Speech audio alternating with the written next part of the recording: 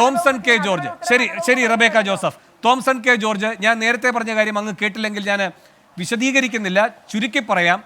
കർണാടകയെ സംബന്ധിച്ച് അവർ ഈ പിടികൂടിയ ആനകൾ കാപ്പിത്തോട്ടവുമായി ബന്ധപ്പെട്ട മേഖലകളിൽ കുഴപ്പങ്ങൾ വരുത്തിക്കൊണ്ടിരിക്കുകയായിരുന്നു. അവർക്ക് തന്നെ അവരുടെ ഗഹനമായ വനമേഖലകളിലേക്ക് ഇതിനെ വിടാമായിരുന്നു. അങ്ങനെ ചെയ്തില്ല. അവരുടെ വേറെ ഏതെങ്കിലും ഇപ്പൊ ഈ പറയുന്ന ബന്ദിപ്പൂർ ടൈഗർ റിസർവിന്റെ ഉൾഭാഗങ്ങളിലേക്ക് വിടുകയാണെങ്കിൽ ഗുണ്ടൽപേട്ടിലെ ഈ പറയുന്ന കാപ്പിത്തോട്ടങ്ങളിലേക്ക് ഇതിറങ്ങാനുള്ള സാധ്യതയുണ്ട്.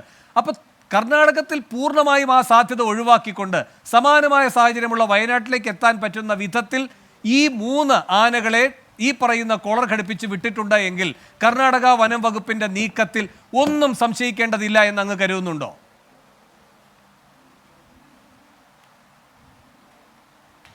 അല്ല, വനം വകുപ്പിന്റെ നീക്കങ്ങളിൽ സംശയം ഉണ്ടോ ഇല്ലയോ എന്ന് ഇവിടെ തർക്കിക്കേണ്ട കാര്യമില്ല. കേരളത്തിലെ വനം വകുപ്പ് എത്ര വിക്കഡായിട്ടാണോ പെരുമാറുന്നത്, ഒരുപക്ഷെ അത്രയോ അതിനേക്കാളോ മികച്ച രീതിയിൽ വിക്കഡായിട്ട് പ്രവർത്തിക്കാൻ കഴിയുന്നവർ തന്നെയാണ് കർണാടക വനം വകുപ്പ് എന്ന് ഇവിടെ ഇപ്പോൾ തെളിയിച്ചിരിക്കുകയാണ്. ഇതിനകത്തൊരു കാര്യം മനസ്സിലാക്കണം. ഈ ആനയുടെ കഴുത്തിൽ റേഡിയോ കോളർ കെട്ടുന്നതെന്ന് പറയുന്നത് ഒരു വനത്തിൽ ഒരു കുട്ടിയാന ഉണ്ടാകും കഴുത്തെ കെട്ടിക്കൊടുക്കുന്ന ചരടല്ല. നമ്മുടെ നാട്ടിൽ ആനകളെ എഴുന്നള്ളിക്കുമ്പം അവരുടെ കഴുത്തേൽ വലിയ പിച്ചള കൊണ്ട് മാല ഉണ്ടാക്കി അവരുടെ പേരുമൊക്കെ എഴുതിയിടും.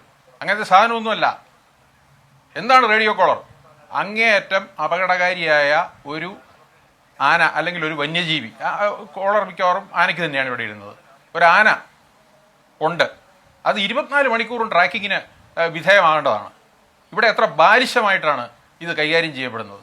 മനുഷ്യജീവന് യാതൊരു വിലയുമില്ല എന്നുള്ള വ്യക്തമായ പ്രഖ്യാപനമാണ് വനം വകുപ്പ് ഇതിനകത്ത് നടന്നത്. പക്ഷേ വനം വകുപ്പിനെ മാത്രം കുറ്റപ്പെടുത്തി മാറിക്കാൻ ആഗ്രഹിക്കുന്നില്ല. ഇപ്പോൾ സംസാരിച്ച ശ്രീമതി റബേക്ക അവരെന്താണ് പറയുന്നത്? അവർക്ക് ഒരു വശത്ത് ആനയോട് സ്നേഹം, മറുവശത്ത് വനം വകുപ്പിനെ പഴി.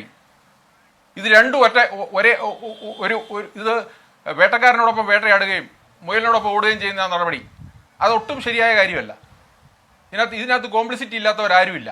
ഇവിടെ ഇരയാകുന്നത് ഒരു തെറ്റും ചെയ്തിട്ടില്ലാത്ത സാധാരണ മനുഷ്യരാണ്. ഈ ഡബിൾ സ്റ്റാൻഡേർഡ് ഇതാണ് കേരളം ഏറ്റവും കൂടുതൽ വെറുക്കുന്നത്. അരിക്കൊമ്പൻ ആരെയും കൊന്നിട്ടില്ല, അരിക്കൊമ്പൻ ഒന്നും ചെയ്തിട്ടില്ല. പിന്നെ എന്തിനാ ഒരു സ്റ്റേറ്റിന്റെ മെഷീനറി മുഴുവൻ ഇത്രയും കഷ്ടപ്പെട്ട് അവനെ മാറ്റിയത്? അതവിടെ നിൽക്കട്ടെ. ഇന്നത്തെ പ്രശ്നം ഇതല്ല. ചർച്ചകളുടെ നൂലാമാലകൾ കട്ടയിൽപ്പെട്ട് തോംസൺ കെ ജോർജ് അങ്ങനെ പറഞ്ഞു പോകരുത്. റബേക്ക ജോസഫ് ഈ കാര്യത്തിൽ കോടതികളിൽ പോയി ഈ കേസ് വാദിക്കുകയും ഇതിന്റെ വിവരങ്ങൾ കോടതി സമക്ഷം പറയുകയും ചെയ്തിട്ടുള്ളതാണ്.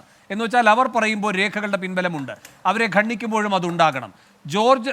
തോംസൺ കെ ജോർജ് പറയുകയാണ് അരിക്കൊമ്പൻ ആരെയും കൊന്നിട്ടില്ല എന്ന് റബേക്ക ജോസഫ് പറയുന്നത് തെറ്റായ കാര്യമാണെന്ന്. അങ്ങനെയെങ്കിൽ അത് സമർത്ഥിക്കാനുള്ള കണക്കുണ്ടോ?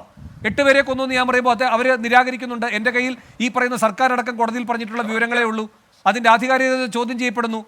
തോംസൺ എന്താണ് പറയാനുള്ളത്?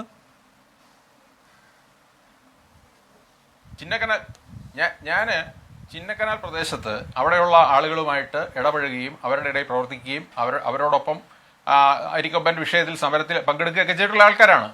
ഞാൻ പറയുന്നത്, ഞാനിവിടെ ഒരു റിപ്പോർട്ട് എടുത്തുകൊണ്ടെന്ന് മുന്നിൽ വെച്ച് വായിക്കുകയല്ലേ ചെയ്യുന്നത്. എനിക്ക് അവിടുത്തെ ഭീതിയിൽ കഴിഞ്ഞിരുന്ന ആബാലവൃദ്ധം ജനങ്ങൾ അവരോടൊപ്പം കഴിഞ്ഞ ദിവസങ്ങളിൽ നിന്നുള്ള അനുഭവത്തിൽ നിന്നാണ് പറയുന്നത്. അവർ വ്യക്തമായിട്ട് ഈ ആന കൊന്നിട്ടുണ്ട് എന്ന് പറഞ്ഞിട്ടുള്ളതല്ലാതെ അത് കൂടുതൽ തെളിവൊന്നും എനിക്ക് ഇവിടെ ഹാജരാക്കാനില്ല. അത് ഹാജരാക്കേണ്ട ആവശ്യമുണ്ടെന്ന് എനിക്ക് തോന്നുന്നുമില്ല. ശരി, ഞാൻ അങ്ങനെയൊക്കെ വരാം. അതാണ് എനിക്ക്